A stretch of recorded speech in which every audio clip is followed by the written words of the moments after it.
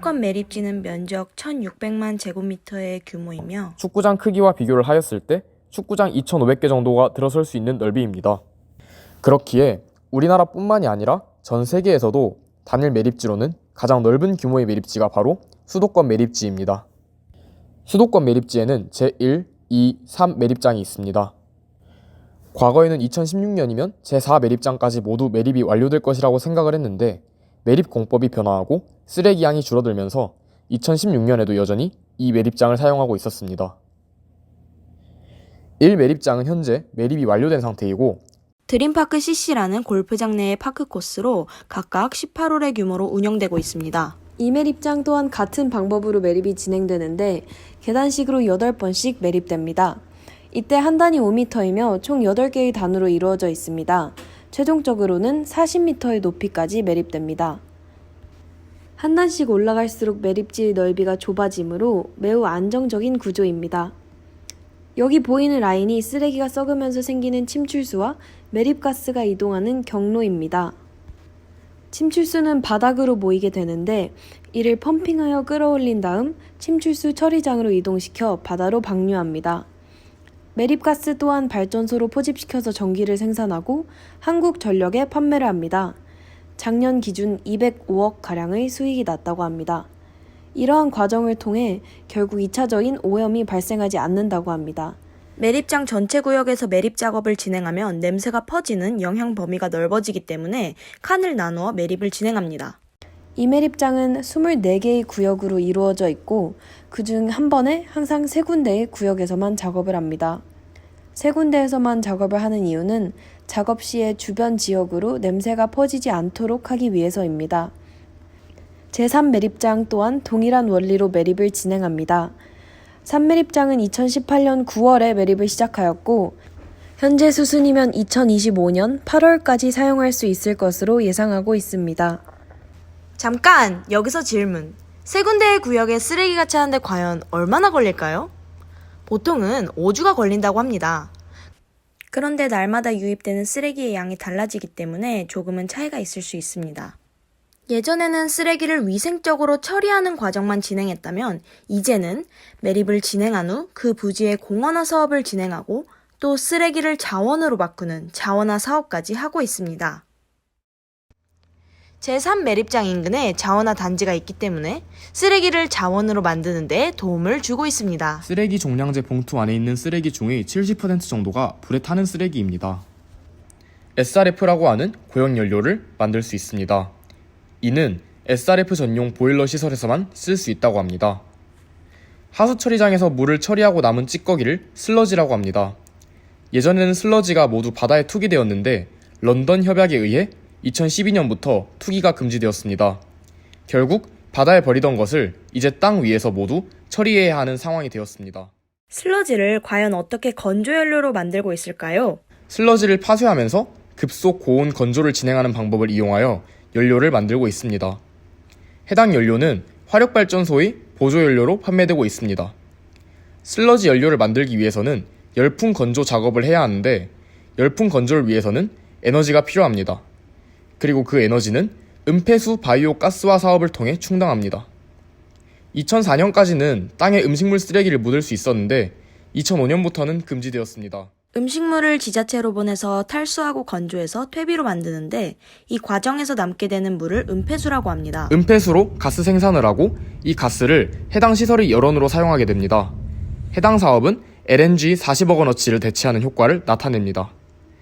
들어오는 폐기물의 23% 정도가 자원이 되고 있고 앞으로는 77%까지 늘릴 예정인데 이는 자원이 순환될 수 있도록 하기 위함이라고 합니다.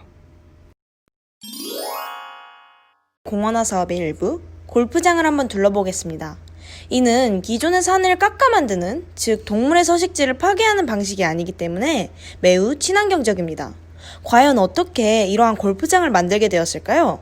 쓰레기는 다 썩어서 안정화되기까지 30년가량이 걸리는데 쓰레기의 종류에 따라서 해당 부분마다 썩는 정도가 다릅니다. 이렇게 생기는 굴곡의 특성을 살린 골프장이 만들어지게 된 것입니다. 그 외의 공원화 사업으로는 야생화 단지와 캠핑장이 있습니다. 이처럼 수도권 매립지 공원화 덕분에 주민과의 상생을 실현시킬 수 있고 앞으로도 다양한 사업을 통해 매립지가 혐오시설이 아닌 우리에게 도움이 된다는 인식이 퍼진다면 좋겠죠?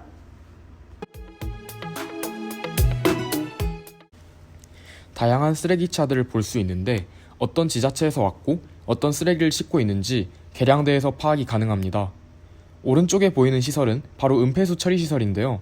파란색의 파이프를 통해 은폐수와 침출수가 함께 병합 처리되는 것을 알 수 있습니다. 예전 매립 초기에는 하루 1만 톤가량의 침출수가 배출되었는데 최근에는 4분의 1 수준으로 줄어 그 양이 감소한 것을 알 수 있습니다. 지방에서는 하루에 쓰레기차가 2대만 들어오는 상황과 달리 수도권 매립지에는 930대의 차량이 들어온다고 하니 이를 통해 수도권에서 발생하는 어마어마한 쓰레기 양을 확인할 수 있겠죠. 은폐수와 침출수를 균질하는 작업에서 첫 번째로 거치는 것이 미생물을 활용한 탈질 질산화 과정인데 이곳에서 열흘 정도 분해 과정을 거치면 무려 오염도가 90%나 분해가 된다고 하니 매우 놀랍죠? 여기 보이는 이곳은 미생물 처리를 마친 물이 담긴 곳인데요. 미생물이 열심히 활동을 하는 것의 증거로 수증기가 발생하는 것을 알 수 있습니다. 미생물 처리 과정에서 발생한 위에 떠있는 찌꺼기들은 걷어낸 후 물을 짜고 매립을 진행하고 밑에 남은 것들은 화학 처리를 통해 2급수 수준의 수질로 만들어 바다로 방류를 합니다. 90%나 오염도가 낮아졌다는 것이 눈에 보이지 않겠지만 뚜껑이 열린 상태에서 냄새가 나지 않는다는 것은 결국 오염도가 낮아졌다는 것을 알려줍니다. 그리고 내보낼 때는 색깔 또한 맑게 하는 화학 처리를 통해 내보낸다고 합니다. 2000년 10월부터 2018년 9월까지 매립이 진행되었던 제2매립장 지금 한번 올라가 보겠습니다. 8단 40m의 형태로 매립이 되어 있기 때문에 경사가 져 있는 모습인데요. 수도권 매립지에서는 매립 과정에서 쓰레기 사이사이에 흙을 덮는 복토 작업을 계속 진행하고 있기 때문에 쓰레기를 볼 수 없습니다. 중간에 굴뚝처럼 생긴 것은 가스관인데 1층에서부터 가스를 빨아들인 후 정제합니다. 그런데 중간에 빨아들이지 못한 매립가스들은 어떻게 하면 좋을까요? 나팔 모양으로 보이는 이 간이 소각시설에서 미세먼지를 바로 소각 처리하여 공기가 오염되지 않도록 합니다. 이 모습은 2매립장에서 바라본 3매립장의 모습인데 240, 220m짜리 블록 16개로 구역이 나뉘어져 있는 것을 볼 수 있습니다.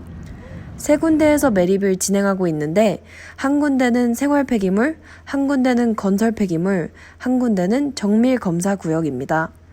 쓰레기 매립 시에는 눌러주고 소독약과 탈취제를 뿌리면서 복토 작업까지 진행합니다.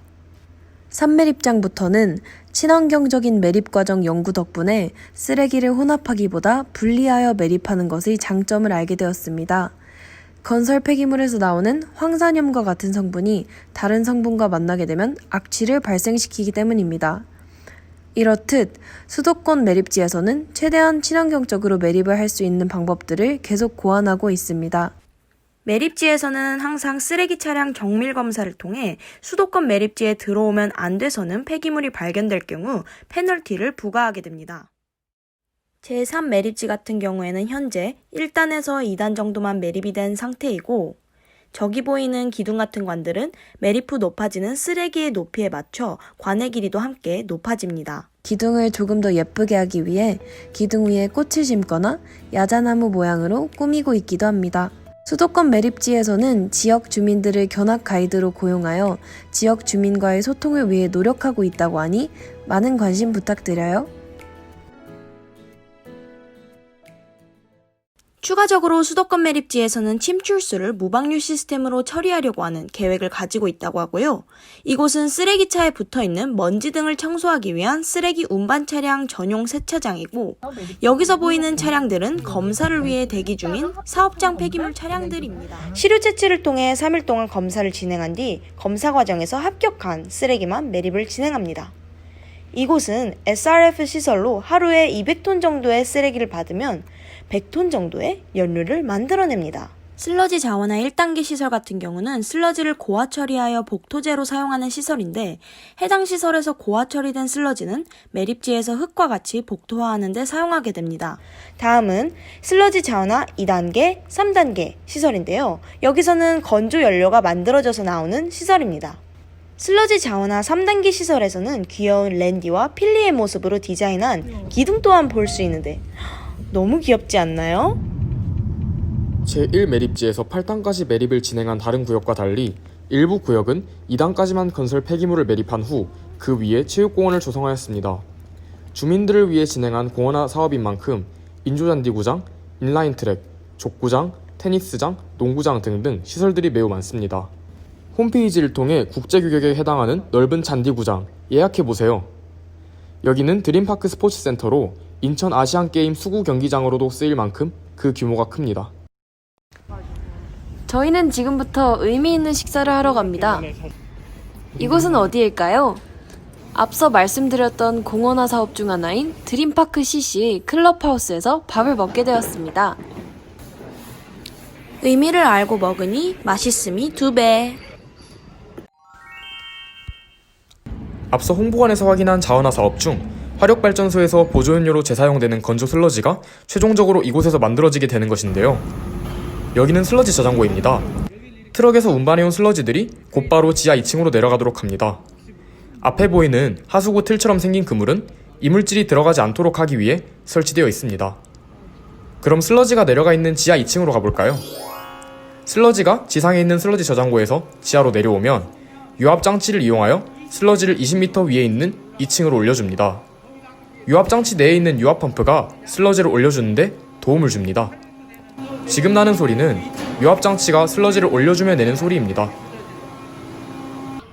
슬러지 저장고에서 지하 2층으로 내려갔던 슬러지가 유압장치를 통해 다시 2층으로 올라가게 되고 이곳에서 원활한 건조 과정을 거칠 수 있도록 소분됩니다. 함수율이 아직 80%인 슬러지로 1층에 있는 건조기에 넣으면 함수율이 무려 10% 미만으로 줄어들고 부피 또한 5분의 1로 줄어들어 단단한 알갱이가 되는 것을 알 수 있습니다.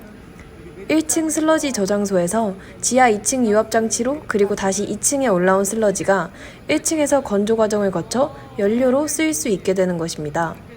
슬러지의 건조가 쉽게 이루어지기 위해 슬러지들이 이 기계에서 파쇄됩니다. 축축했던 슬러지가 2시간 동안 최대 900도에서 건조되면 함수율이 80%에서 10% 미만으로 떨어지고 발생하는 먼지와 악취는 따로 처리합니다. 그리고 다시 이 건조된 슬러지들은 2층에서 집진기 시설을 통과하게 되는데요. 이는 슬러지를 건조하는 과정에서 발생하는 먼지를 제거해주는 역할을 합니다. 2가지 종류의 기계가 있는데 원심력 집진기와 여과포 집진기가 있습니다. 원심력 집진기는 회전을 하며 먼지 알갱이를 밑으로 떨어뜨리게 하는 기계이고 여과포 집진기는 공기를 흡입하면서 포에 먼지를 걸러주는 장치입니다. 먼지가 걸러진 뒤 건조 슬러지가 이쪽으로 들어갑니다. 이 기계는 건조 슬러지를 식혀주는 역할을 합니다. 여기 바깥에 보이는 해당 기계 설비에서는 팬이 돌아가면서 냄새가 나는 비산먼지 등을 빨아들이게 됩니다. 이처럼 악취 처리를 진행한 뒤 깨끗한 공기만 굴뚝으로 보내는 과정을 거치게 됩니다. 황산이나 가성소다, 차염산 등의 약품을 사용하여 악취를 제거해주는 장치도 확인할 수 있습니다. 해당 장소는 드라마 도깨비 촬영지인 도깨비길로 많은 사람들이 매년 방문하는 관광 명소입니다. 관광 명소임과 동시에 고라니와 살쾡이 등도 같이 살고 있는 곳으로서 수도권 매립지가 자연과 공존할 수 있다는 것을 알 수 있었습니다. 평소 매립지가 어떤 역할을 하는지 잘 알지 못했는데 이번 답사를 통하여 매립지가 자원순환에 얼마나 크게 기여하는지를 알 수 있게 되었습니다. 쓰레기와 매립에 관한 지식을 많이 얻어갈 수 있었던 뜻깊은 기회였다고 생각합니다. 수도권 매립지는 우리에게 있어서 꼭 필요한 존재이고 주민들과 자연의 상생에 기여하는 공간으로서 아주 큰 의미를 지니는 것을 알 수 있습니다. 귀여운 랜디필리 그리고 수도권 매립지에 많은 관심 부탁드려요.